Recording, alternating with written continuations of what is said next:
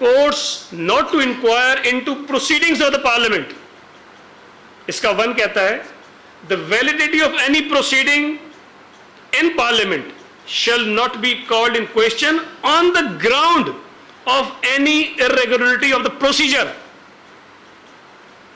वो कहते हैं कि अगर प्रोसीजर जो है वहां का वो रेगुलरली फॉलो नहीं होता, वो रेगुलर है, उसकी बुनियाद पर जो पार्लियामेंट की प्रोसीडिंग है उस पर सवाल नहीं उठाया जा सकता अदालत में. वजह बताइए, इरेगुलरिटी ऑफ प्रोसीजर. फिर वो कहते हैं कि नो ऑफिसर और member of the parliament in whom powers are vested by or under the constitution for regulating procedure or the conduct of business or for maintaining order in parliament shall be subject to the jurisdiction of the court in respect of exercise by him of those powers. कोई मुलाजिम, कोई officer, कोई रुकने parliament जिसको कुछ इख्तियारात हैं जो rules of procedure हैं असेंबली के, उसके तहत अगर वो इस्तेमाल करता है उससे सवाल नहीं पूछा जा सकता है. ये लिखा हुआ है इसके अंदर. और जिस चीज पर आज बात हो रही है वो प्रोसीजरल इरेगुलरिटी नहीं है, वो स्पीकर के आइन या जो रूल्स ऑफ प्रोसीजर है कौमी असेंबली के, उसके तहत दिए गए इख्तियारात का इस्तेमाल नहीं है. इसमें कहीं नहीं लिखा कि स्पीकर जो है वो आइन से बालातर है. इसमें कहीं नहीं लिखा कि स्पीकर जो है वो शहंशाह आलम है. इसमें यह कहीं नहीं लिखा कि स्पीकर को जो मर्जी कर ले उससे कोई नहीं पूछेगा. अगर खुदा न खास्ता अदालत से कोई ऐसी तशरीह आ जाती है आइन की, जो मैं हमेशा कहता हूं कि अदालतों ने तशरीह के नाम पर आइन में तरामीम की हैं बदकिस्मती से माजी में. अगर कोई ऐसी तशरीह आ जाती है कि जी स्पीकर को जो मर्जी कर ले, आइन की धज्जियां उड़ा दे, आइन को उठाकर बाहर फेंक दे, लेकिन कोई अदालत उससे पूछ नहीं सकती है. ये इतनी खतरनाक बात है कि शायद वो जो फौजी आमरों के गैर आईनी इक़दाम को अदालतों ने तहफ़्फ़ुज़ दिया था उससे भी ज्यादा खतरनाक बात है.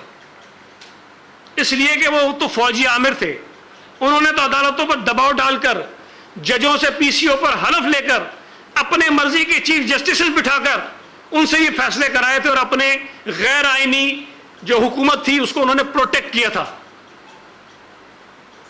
लेकिन यहां सूरत हाल मुख्तलिफ है. यहां एक स्पीकर है जिसने हलफ उठाया है कि मैं इस आइन की पासदारी करूंगा, इसको प्रोटेक्ट करूंगा. उसका मतलब यह है कि अगर कोई शख्स इस आइन के खिलाफ काम करेगा तो मैं उससे लड़ूंगा. लेकिन बदकिस्मती से स्पीकर ने, डिप्टी स्पीकर ने, इमरान खान न्याजी ने, सदर मुमलिकत ने, सब ने अपने हलफ से खिलाफ वर्जी की है, अपने हलफ को तोड़ा है, आइन को तोड़ा है. मैं एक सियासी कारकुन हूं, अपने आप को डेमोक्रेट कहता हूं. खुदा की कसम में सुप्रीम कोर्ट इसलिए नहीं गया कि शायद वहां सुन के मेरी बातें सुन के मेरा कोई शायद दिल दहलता. जो मैंने टीवी पर चीजें देखी हैं, मुझे बहुत अदब है, अदालतों का एहतराम है, उनके पास इख्तियार है, वो जो मर्जी फैसला करें. सॉरी, मर्जी नहीं, जो आइन के दायरे में रहकर फैसला करें. इस मुल्क में कोई इदारा, कोई शख्स, कोई आला सरकारी एहलकार लामहदूद इख्तियारात का हामिल नहीं है. अदालतों के पास फैसले करने का इख्तियार है आइन के अंदर रहकर. हुकूमतों के अंदर फैसले करने का इख्तियार है, हुकूमतों के पास इख्तियार है आइन के अंदर रहकर.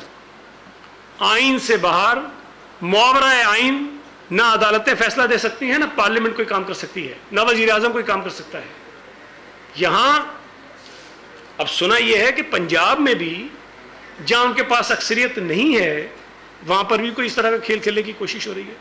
مطلب یہ ہمارے اس ملک کو جس میں ایک ریٹن آئین موجود ہے, جو متفقہ آئین موجود ہے, جس میں ہر چیز وضاحت سے درج ہے, اگر اس آئین میں درج واضح طور پر جو چیزیں لکھی ہیں اس کی اس طرح سے جو ہے وہ دھجیاں اڑائی جائیں گی تو یہ ملک کس طرح آگے چلے گا؟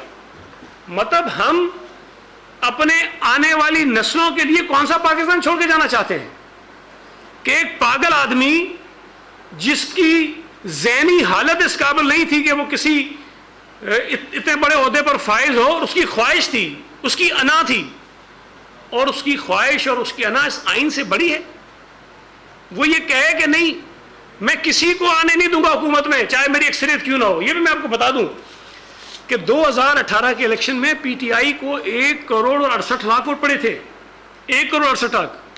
جو پی ٹی آئی کی مخالفت میں جماعتیں ہیں ان کو 3.5 کروڑ ووٹ پڑا ہوا ہے, 3.5 کروڑ, دگنے سے زیادہ ووٹ ہے. اسمبلی میں دیکھیں ایک طریقہ تو یہ ہے کہ جو عمران خان کر رہا ہے, پہلے کہتا ہے 10 لاکھ لوگ نکل آئیں, میں نہیں ہونے دوں گا, پھر کہتا ہے سپریم کورٹ نے منع کیا, اس کے بعد کہتا ہے ٹی وی پہ بیٹھ کر لوگوں کو وائلنس میں انسائٹ کرتا ہے, وہ کہتا ہے کہ جی 1 لاکھ لوگ اسمبلی کے باہر آ جائیں, کہتا ہے پورے ملک میں لوگوں کو کہتا ہے کہ باہر نکلو اور نکل کر احتجاج کرو. لوگ نہیں نکلے. میں شکریہ ادا کرنا چاہتا ہوں پاکستانی قوم کا کہ نہیں نکلے. اگر کہیں نکلے تو کئی 200 400 500 لوگ نکلے ہر شہر میں, اگر کہیں نکلے ہیں تو زیادہ لوگ نہیں نکلے. لیکن میں یہ سمجھتا ہوں کہ یہ پاکستان کی تاریخ کا ایک اہم اور خطرناک ترین موڑ ہے. ہماری عدالتوں نے, ہمارے پارلیمنٹ نے, ہماری سیاسی جماعتوں نے یہ طے کرنا ہے کہ کیا اس ملک نے آئین کے تحت چلنا ہے یا انا کے تحت چلنا ہے کسی کے. معاف کیجیے گا, نہ عمران خان خدا ہے نعوذ باللہ, نہ عمران خان پاکستان ہے, اور نہ عمران خان کے پاس یہ اختیار ہے, نہ عمران خان کے پاس یہ اخلاقی جواز ہے کہ وہ ہم پر یہ الزام لگائے کہ ہم غدار ہیں اس لیے کہ جی کوئی امریکی سفیر سے مل لیا تھا. بھئی میں مانتا ہوں یار, مجھ سے ملتے ہیں سفیر پتہ نہیں کتنے, صرف امریکہ کے نہیں, پتہ نہیں کس کس ملک کے ملتے ہیں. اور کل تو علیم خان نے خود بتایا نا کہ عمران خان جب اپوزیشن میں تھا تو یہ خود بھی ملتا تھا. دنیا بھر میں جو ڈپلومیٹس ہوتے ہیں, پاکستان میں بھی بہت سے ہر ملک کے ہیں, ان کا کام ہوتا ہے وہ ملاقاتیں کرتے ہیں, صحافیوں سے ملتے ہیں, سول سوسائٹی سے ملتے ہیں, عسکری قیادتوں سے ملتے ہیں, سیاستدانوں سے ملتے ہیں, اپوزیشن سے ملتے ہیں, حکومت سے ملتے ہیں. اس کا مطلب یہ نہیں ہے کہ اگر کوئی شخص مجھ سے آ کے ملے گا تو میں ملک سے غداری کروں گا. مطلب اس سے ملاقات کرنے کا مطلب ہے کہ میں ملک سے غداری کروں گا.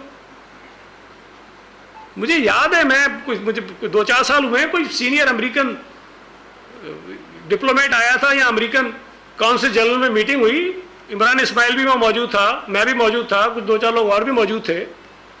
اس سے بات چیت کی, میرے علاوہ کسی نے نہیں بولا. امریکہ جو انڈیا کو مضبوط کر رہا تھا, جو اس کے ساتھ تعاون کر رہا تھا, میں نے کھل کر بات کی وہاں پر. میں نے تو نہیں ڈنڈورا پیٹا کہ جی تمہارا عمران اسماعیل بیٹھا تو اس نے کوئی بات نہیں کی. میں نے بات کی وہاں پر کہ جو امریکہ بھارت کے ساتھ تعلقات بڑھا رہا ہے اس کا نقصان ہو رہا ہے, اور پاکستان میں لوگوں میں نفرت پیدا ہو رہی ہے. اس طرح سے چیزیں ٹھیک نہیں ہوتی ہیں.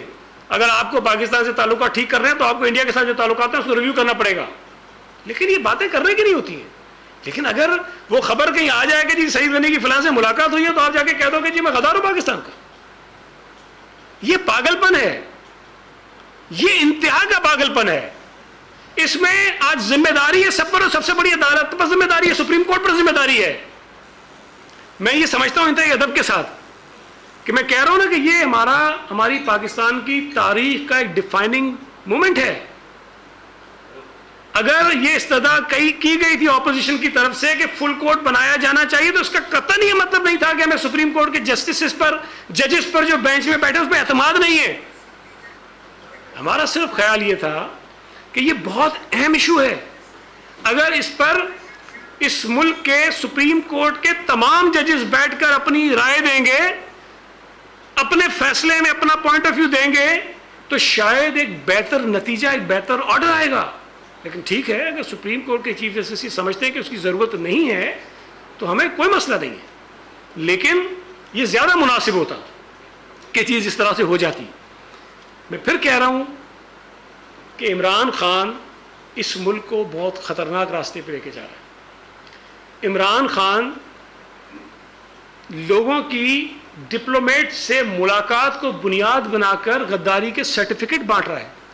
عمران خان اس سیاسی لڑائی کو حق اور باطل کی جنگ کہہ رہا ہے. عمران خان اپوزیشن کے لوگوں پر تشدد کرنے کے لیے لوگوں کو اکسا رہا ہے اور ان کو کہہ رہا ہے کہ یہ جہاد ہے. عمران خان لوگوں کو کہہ رہا ہے کہ جس ہوٹل میں یا سندھ ہاؤس میں یا کسی اور مقام پر کچھ لوگ ٹھہرے ان کے اوپر حملہ آور ہو جاؤ. اور کون کہہ رہا ہے؟ عمران خان. عمران خان نے جارج بش کے الیکشن جیتنے کے لیے نوافل ادا کیے تھے. عمران خان نے مودی کے الیکشن جیتنے کے لیے یہاں کمپین چلائی تھی. عمران خان نے اپنے یہودی سالے کی لندن کے میئر کے لیے انتخابی مہم چلائی تھی. اور کس کے خلاف چلائی تھی؟ ایک پاکستانی مسلمان صادق خان کے خلاف چلائی تھی. عمران خان کی پارٹی کو بھارتیوں نے اور یہودیوں نے فنڈ کیا ہے، جو الیکشن کمیشن میں فورن فنڈنگ کے کیس میں ثابت ہوا ہے. عمران خان